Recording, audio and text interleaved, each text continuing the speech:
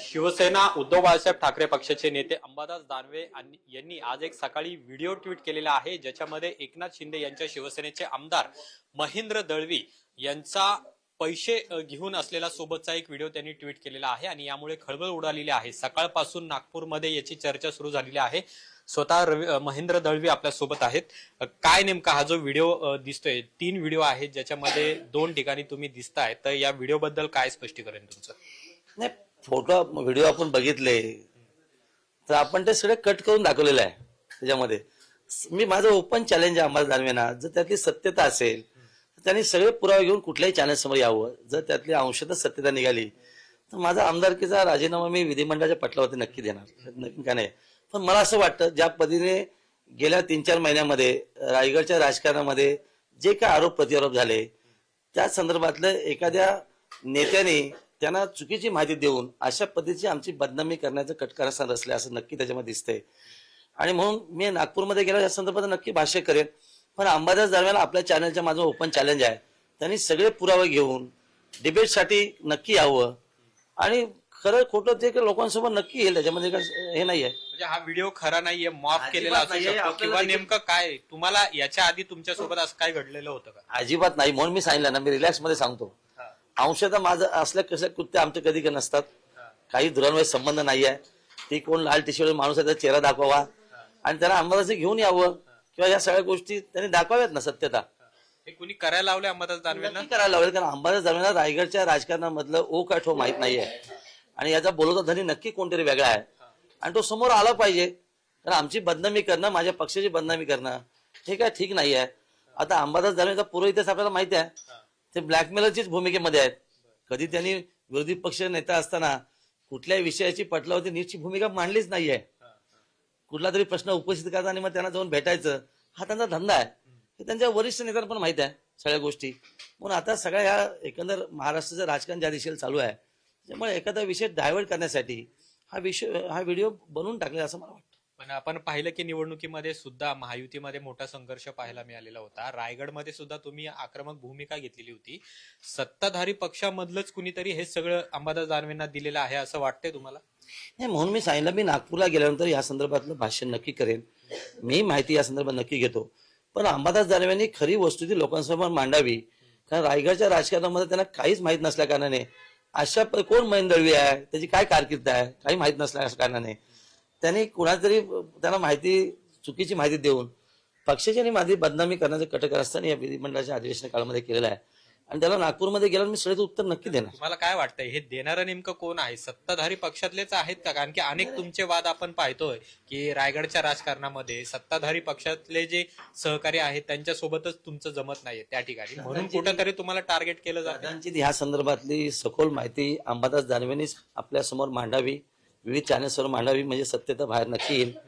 पण अंबादास दानवेंना मी नक्की सांगतो की रायगडच्या भूमीतलं काही माहित नाही आहे आणि कुठला तरी प्रश्न उपस्थित करायचा, कोणाची संसदी तयार करायची, बदनामी करायची हे त्यांचं कामच आहे। आणि म्हणून त्यांनी जेवढ्या दिवस राजकीय पडा विरोधी पक्ष नेते म्हणून विधान परिषदेत काम केलं, कुठल्याही प्रश्नाचं निश्चित उत्तर दिलेलं नाही असं मला वाटतं।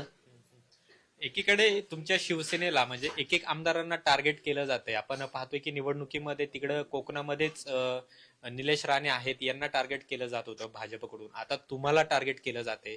तर काय नेमकी अशी परिस्थिती झालेली आहे की एकनाथ शिंदेच्या शिवसेनेला म्हणजे एक आमदारांना आता अशा पद्धतीने टार्गेट केलं जाते? नाही ना, आम्ही सगळेच आमदार शिवसेनेचे शिंदे साहेबांबरोबर आहोत आणि अतिशय आत्मीयतेने आहोत, त्याच्यामुळे कुठेही असं कुठलाही आमदार इकडे तिकडे होणार नाहीये।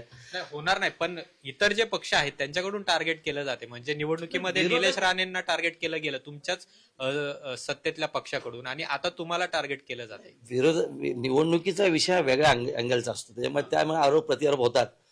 पण अधिवेशन काळामध्ये अशा पद्धती संस्कृती पसरवणं हे काय ठीक नाही। म्हणून मी मागास सांगितलं की याच्यामध्ये बोलवता धनी कोणतरी वेगळा आहे। अंबादास दानवेंची एवढी मेमरी पण नाही असं मला वाटतं, म्हणजे अक्कल हा शब्द वापरतो, अक्कल तेवढी पण त्यांना नाही आहे। कुठला विषय कुठल्या ह्याच्या आणि तो फोटो जे व्हायरल केलेत ते सगळे कट करून दिलेले आहेत, त्याच्यामुळे काय नवीन नाही आहे। मी नागपूरमध्ये पोहोचल्यावरती मी त्यांना प्रति चॅलेंज देतो की त्यांनी कुठल्याही चॅनलवरती यावं आणि या संदर्भातले पुरावे सादर करावे। जर अंशतः सत्यता असेल तर माझा आमदारकीचा मी राजीनामा देण्यास तयार आहे, नाही त्यांनी अंबादास दानवेंनी राजकारण संन्यास घ्यावा। आता ती वेळ आलीच आहे खरी तर दानवेंवरती, पण माझ्या वक्तव्याने त्यांनी संन्यास खरोखर घ्यावा. बरं, आता जवळपास हा व्हिडिओ समोर येऊन 2 तास झालेले आहेत, तर कुणाच्या वरिष्ठांचे फोन तुम्हाला आलेले आहेत का? एकनाथ शिंदे असेल किंवा मग तिकडे मंत्री भरत गोगावले आहेत यांचे? नाही, वरिष्ठांचे फोन वगैरे आले नाही आहेत. अधिवेशन काल सुरू झालेलं आहे. मी तर त्यांच्याशी बोलेन सगळ्या गोष्टींना. पण ह्याच्यात काय सत्यता नाही हे सगळ्यांना माहिती आहे. अशा पद्धतीची बदनामी करणं, अंबादास दानवेंना काय तुम्ही कायदेशीर नोटीस बजावणार आहात का? याचं उत्तर मागणार आहात का त्यांच्याकडे? नाही, विधिमंडळामध्ये ह्या संदर्भात मी माहितीपर प्रश्न उपस्थित करणार. निश्चित महाराष्ट्र त्या संदर्भात बघेल आणि अधिकृतरित्या माझ्या वकिलाचा सल्ला घेऊन या नोटीस देऊन त्यांच्या बदनामीचा खटला तर नक्की दाखल करणार. कारण एखाद्याची अशी बदनामी करणं, आमचा पूर्ण इतिहास लोकांना नक्की माहिती आहे. तेव्हा आम्ही शून्यातनं इथवाचा प्रवास केला, त्यामुळे लोक आम्हाला सगळे ओळखतात. तेव्हा अशा पद्धतीची बदनामीचा कटकास करणं हे षडयंत्र आहे असं मला नक्की वाटतं. या व्हिडिओ नंतर अनेक प्रतिक्रिया येतात. आदित्य ठाकरे म्हणतात की असे अजून व्हिडिओ आहेत. दुसरीकडे भास्कर जाधव म्हणतात की हा सगळा 2 नंबरचा पैसा आहे. त्यांना काय उत्तर देणार तुम्ही? सगळ्यांना ओपन चॅलेंज आहे. सगळ्यांनी जर पुरावे असतील तर अधिवेशन काय सुरू आहे त्याच्यामध्ये त्यांनी मांडावं. मी तर आमदार आहे, मी उत्तर देण्यास तयार आहे त्याच्यामध्ये. किंवा मीडिया समोर येऊन सांगावं त्यांनी. कुठल्याही अंशाचा जरी पुरावा माझ्याविषयी असेल तर मी त्यांना सांगितलं ना की मी ओपन चॅलेंज देतो की मी माझा आमदारकीचा राजीनामा देईन. तुम्ही काय एकनाथ शिंदेना भेटणार आहात आता या संदर्भात? माझ्या नेत्यांना नक्की भेटतो, मी भेटणारच आहे, आणि मुख्यमंत्र्यांना? नक्की भेटेन.